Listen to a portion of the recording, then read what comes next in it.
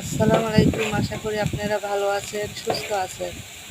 আজকে আমি আপনাদের জন্য পাবদা মাছ পেঁয়াজ দিয়ে কষা ভুনা কীভাবে করতে হয় এটা নিয়ে আসছি। পেঁয়াজ, কাঁচামরিচ বাদামি কালার করে ভেজে নিছি। এখন গুঁড়া মশলাগুলো দিয়ে দিছি। সামান্য পরিমাণ পানি দিয়ে ভালোভাবে মশলাগুলো কষাই নেব।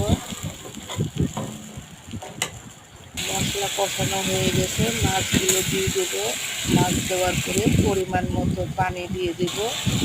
পানি দিয়ে মাছগুলো অপর পিঠ ভালোভাবে উল্টাই দিব। উল্টাই দিছি। দেখেন মাছটা সুন্দরভাবে পেঁয়াজ দিয়ে কষা ভুনা করা হয়ে গেছে। এরকম ভুনা করে পাবদা মাছ খেয়ে দেখবেন, আশা করি ভালো লাগবে। আজকে এখানে শেষ করলাম। আল্লাহ হাফেজ।